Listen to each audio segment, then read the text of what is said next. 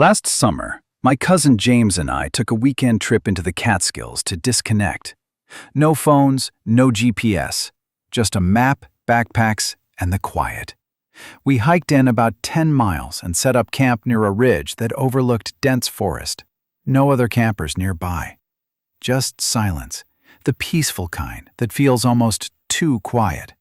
The first night was normal, except for this weird flapping sound in the trees around 2 a.m.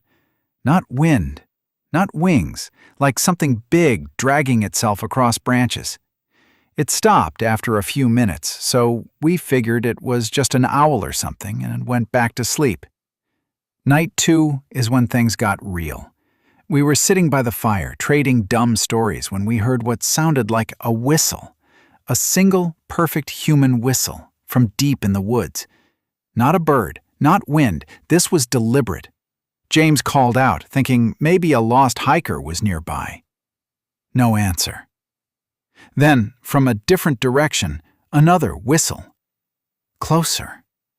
We went totally still. No crackling of leaves, no movement, just whistling. Every few minutes. From different spots, like something was circling us. We doused the fire and grabbed our flashlights.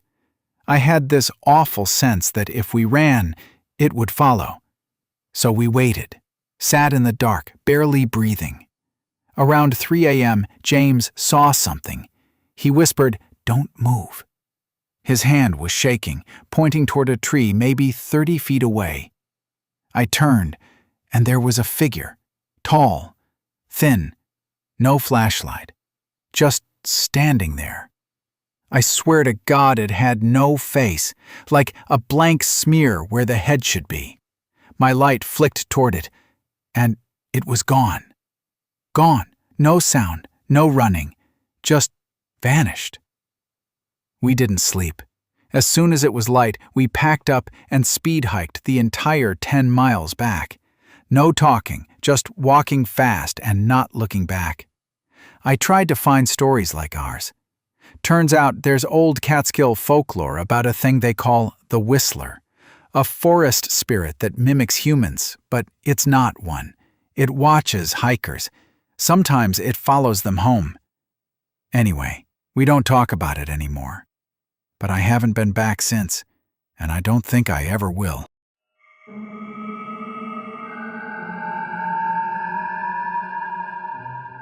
So, this happened a couple of years ago when a group of friends and I decided to go camping in the mountains. We picked a remote spot far away from many towns or roads just to disconnect and enjoy nature.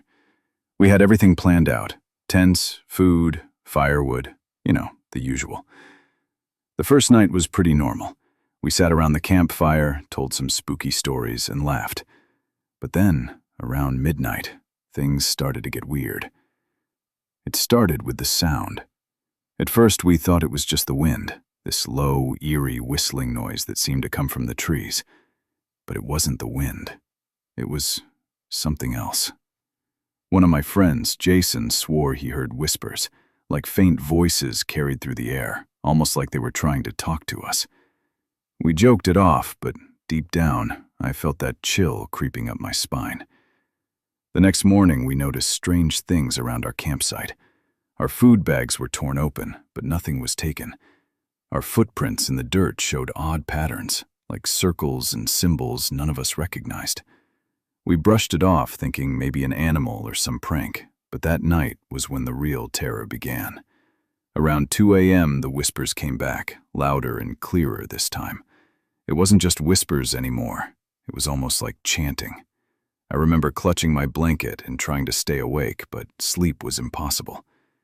Then the fire started flickering violently, even though there was no wind. Shadows danced on the trees, and I swear I saw figures standing just beyond the tree line. They weren't people, more like twisted, shadowy shapes, but they didn't move like animals either. Jason wanted to leave right then, but our cars were parked miles away. We were stuck. Suddenly, one of our tents shook violently, like something huge was trying to get in. We all scrambled out with our flashlights shining into the darkness, but saw nothing. Just that damn chanting growing louder. We decided to pack up at first light and leave, but as dawn broke, The chanting stopped. The mountains fell silent again, almost too silent. We never went back there. Some of us say it was just paranoia, or maybe a group of weird hikers playing tricks, but I know what I heard, and I know what I saw. So if you ever find yourself camping in the mountains and hear that whistling, or see strange shadows dancing by your fire, run. Don't look back, because some things that live in the mountains aren't friendly. I've debated posting this for a while, but maybe writing it down will help me sleep again. This happened last fall, when I went hiking in the Bitterroot Mountains with 3 friends, Nate, Kara, and Lucas. We were all pretty experienced hikers, and the trail we chose wasn't anything extreme. Remote, sure, but nothing technical. We planned for 3 days out, just enjoying the crisp air and disconnecting from the world. No cell service, obviously. The first day went fine. We made camp near a ridge with a great view of the valley. That night, we heard what sounded like branches cracking near the tree line, but we chalked it up to elk or a bear. Nothing unusual. But the second night, that's when it got bad. Around 3 a.m., I woke up to Nate unzipping the tent. He said he heard someone talking outside. I listened. It was faint, but I heard it too. Voices. But they weren't close.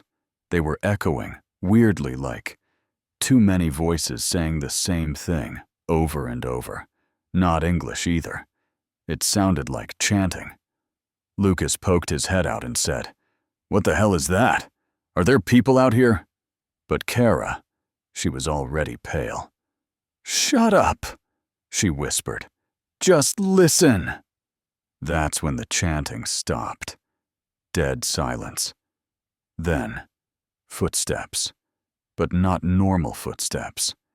These were synchronized, like 4 or 5 people walking in perfect unison. No animal moves like that. We stayed frozen in the tent, clutching our knives, barely breathing.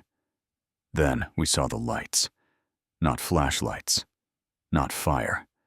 These were pale blue orbs, about the size of a basketball, floating just above the ground. They drifted between the trees with no sound at all. One stopped right outside our tent. I didn't blink. I didn't breathe. The air was thick, and I remember this. Humming, like it was inside my head. Then everything went black. I passed out cold. When I woke up, it was dawn, and Nate and Kara were gone. Their packs were still there. Boots still in the tent. No signs of a struggle. Just gone. Lucas and I screamed for them. We searched the whole area for hours. No blood, no tracks. Nothing. Just that horrible silence, like the forest itself was watching. We decided to hike back immediately. It should have taken us 5 hours, but we got turned around. Compasses stopped working. The GPS wouldn't turn on. The trail markers, gone. Trees that weren't there the day before suddenly were.